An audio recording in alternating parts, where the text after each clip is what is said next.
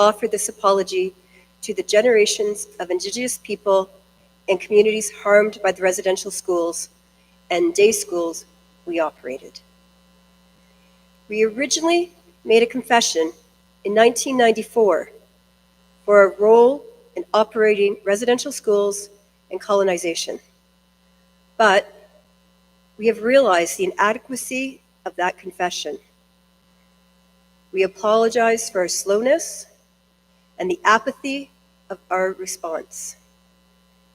We are deeply sorry.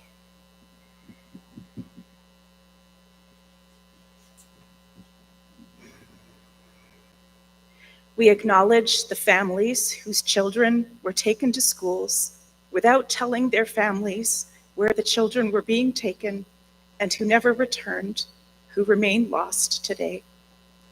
We acknowledge with grief the many unmarked graves that have been found and will be found, including at schools we ran. We remember the children who never made it home. We apologize for the impact of the genocide of colonization, forced assimilation, and racism to which we actively contributed.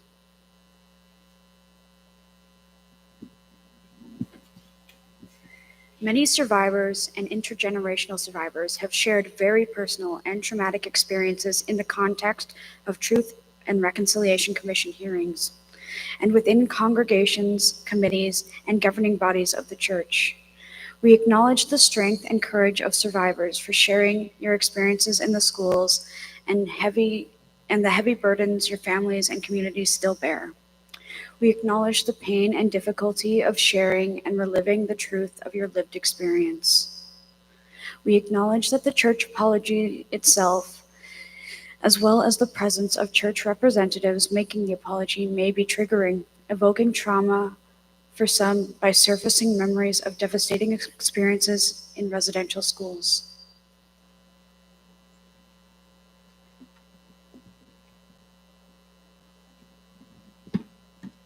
The apology.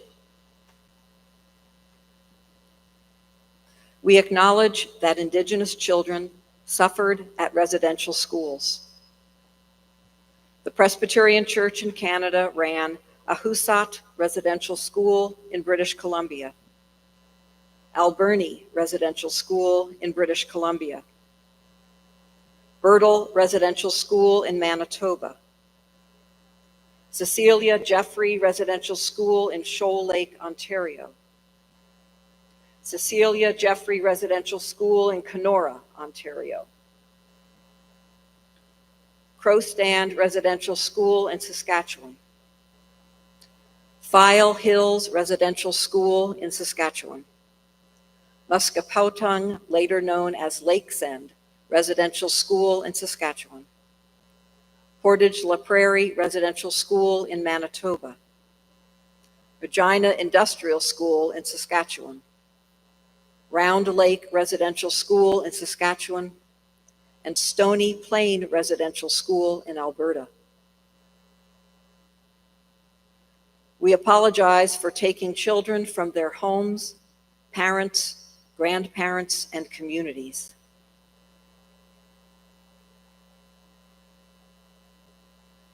We apologize for traumatizing parents and communities and taking away their rights to protect their children.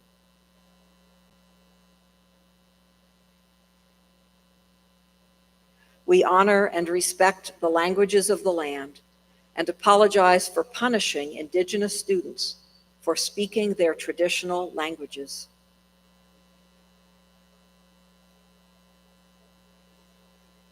We apologize for attempting to eliminate Indigenous identity and cultural and spiritual traditions.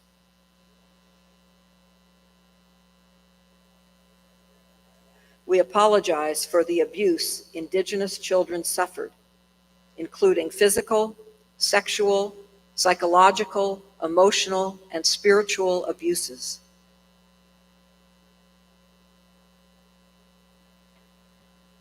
We apologize for the weaponization of food that happened in the schools and for non-consensual experiments with food, nutrition, and medical procedures that were conducted on children.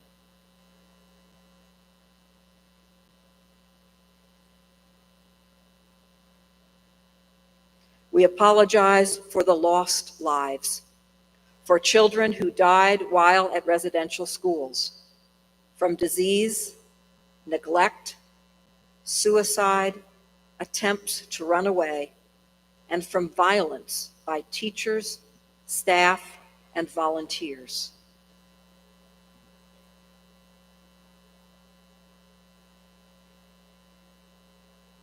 We apologize that the schools created an isolated and unsafe environment where violence was condoned and students learned violence. We regret and are deeply sorry that we provided conditions where students could abuse other students. We acknowledge and apologize for the resulting loss of bloodlines, of ancestors, and of people who would not grow to become elders, the huge loss of culture and future for nations this meant.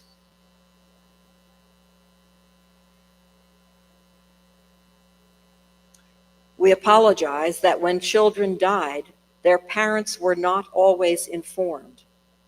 They were not always returned to their communities, and their burial sites were sometimes unmarked, or the markers were not maintained, and the record of names was not kept.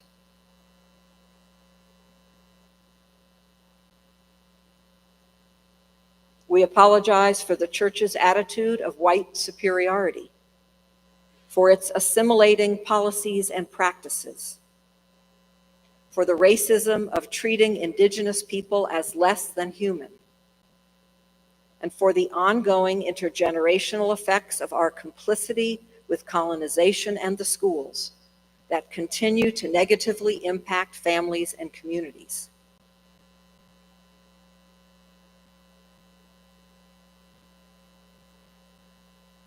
We acknowledge that this systemic racism continues to impact indigenous people, including through insecure housing, poverty, forced dependence on social assistance, experiencing lateral and domestic violence, in particular toward Indigenous women, girls, and 2 SLGBTQ people, as named in the final report of the National Inquiry into Missing and Murdered Indigenous Women and Girls. We acknowledge this has led to hopelessness, mental health crises, and the tragedy of suicide, barriers to completing education and to accessing health care. We acknowledge this has led to the breakdown of family bonds that result in children taken into foster care, gang violence and involvement, exploitation, addictions, and incarceration.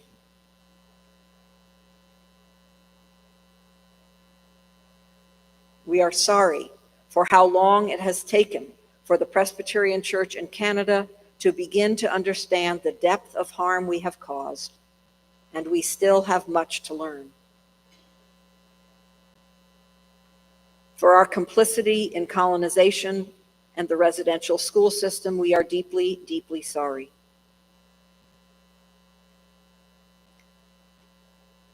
We therefore offer 5 fundamental commitments. We will continue to listen and learn from Indigenous people, leaders, elders, and knowledge keepers, welcoming and engaging voices from both within and beyond the Presbyterian Church in Canada. We will continue the work of reconciliation, responding to the Truth and Reconciliation Commission's 94 calls to action and the work of reparation that we have begun. We will respect traditional Indigenous spiritual practices. We will listen We will listen to and tell the truth about the past.